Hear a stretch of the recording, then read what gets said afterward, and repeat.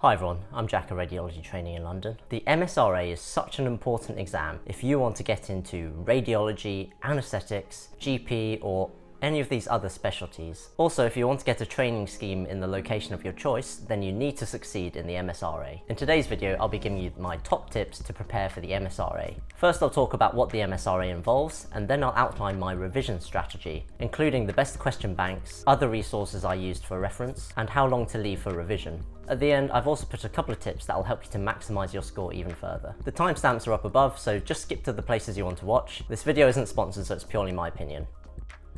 The Multi-Specialty Recruitment Assessment, or MSRA, is a computer-based exam used to assess candidates who are applying to certain specialties in the UK. There's a long list of specialties that now use the exam, and these do include radiology, anaesthetics, GP, and a few others. You can just read them off this list. If you're applying to any of these specialties, then you need to nail the MSRA, because some of them only use the MSRA score as the way to judge their candidates. The exam itself is a total of 170 minutes, and it comprises two parts: a professional dilemma section for 95 minutes, and a clinical problem-solving paper for 75 minutes. Let's break down what's in each paper. For more details, I've left a link in the description for the test blueprint. The professional dilemmas paper is essentially a situational judgment test. That is, a test to see how you cope with difficult professional situations at the level of a foundation year 2 doctor. These include professional integrity, coping with pressure, and empathy and sensitivity. There are 50 questions to complete in the 95 minutes, which works out as about 1.9 minutes per question. Let's move on to the clinical problem-solving paper.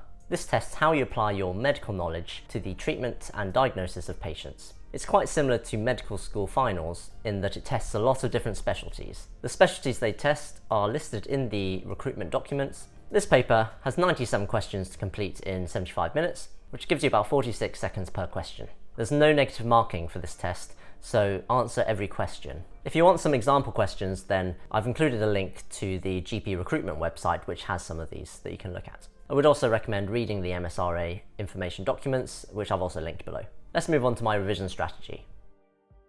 The main focus of your revision time will be on doing as many practice questions as you can. The idea is to test your knowledge by doing the questions and read up on anything that you got wrong. After that, make a flashcard and then test yourself regularly on these. I honestly believe this is one of the most efficient ways to revise for this exam because there's so much content to cover. For the flashcards, you can either use paper or electronic versions. I personally recommend Anki because they have a spaced repetition system, which means that the flashcards you get wrong are the ones you get tested on more frequently. The key is to create the flashcards yourself and then make sure you review them regularly.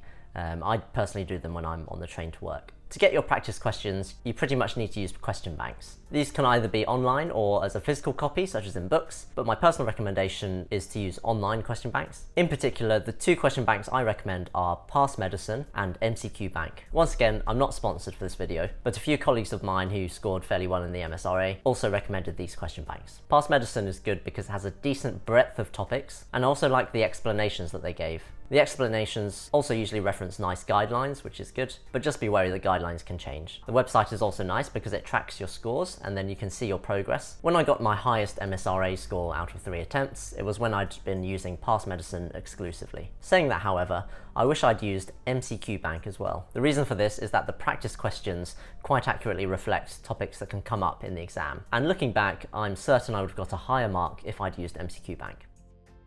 So when you've done your practice questions and you want to look up your mistakes, there are a few resources you can consult. Firstly is NICE guidelines. Now the exam isn't specifically testing your knowledge of the NICE guidelines, but they are good to get an overview on the diagnosis and treatment of many conditions. You can use the NICE guidelines document or NICE clinical knowledge summaries, which are quite a good concise way of digesting information. Bear in mind that guidelines can change and sometimes it takes a bit of time for the question banks to catch up, so I always recommend going for the most up-to-date resource, which is the guidelines themselves. For the professional dilemma section, Good Medical Practice is another resource you should be familiar with. For those who don't know, this is a document released by the General Medical Council and acts as professional guidelines for doctors. A further resource I use to help with the professional dilemma section is Good Medical Practice in Action. These are free online scenarios that take you through difficult professionalism and ethical cases. They also relate the cases to principles from Good Medical Practice. I mainly did these to get myself into the mindset of thinking about professionalism issues. If I'm really honest, I'm not sure they directly helped in a big way, but they're another resource available. Another good resource is the example papers for the situational judgment test from the UK Foundation Programme. These are used to assess medical students as they apply for the Foundation Programme, and although they're not identical, they are good as another resource that you can use.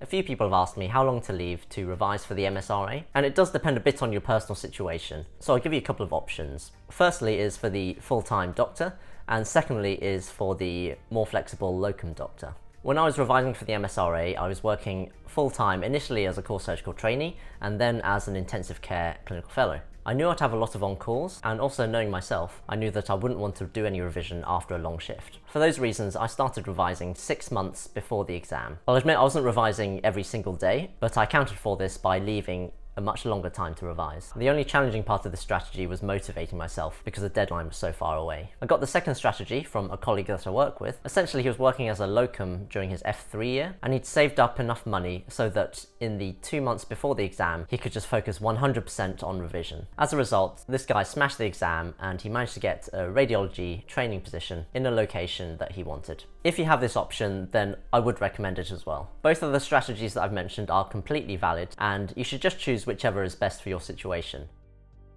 My personal opinion on MSRA courses is that they're not worth the time or money. I find that courses are really good when it involves being supervised learning a skill, such as for OSCEs or for interview courses. However, the MSRA is a knowledge-based exam, and that time could be better spent doing practice questions. The only time you possibly might consider an MSRA course is if you trained outside the UK, and therefore you're not familiar with the format of UK exams. In that case, the course might help to explain the style of questions you can get, but again, I don't really recommend courses. If you do book one, then make sure you read the reviews very carefully as well.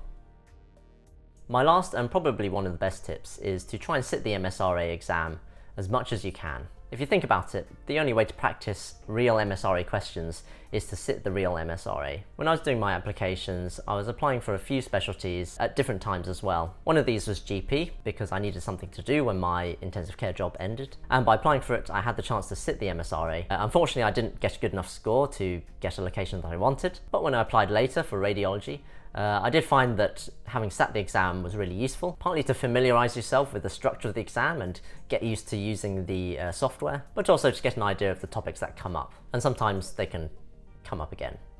Later, I'll be putting up a video on how to prepare your radiology portfolio, so make sure you catch that. Leave any questions in the comments, like and subscribe for more, and I'll see you next time.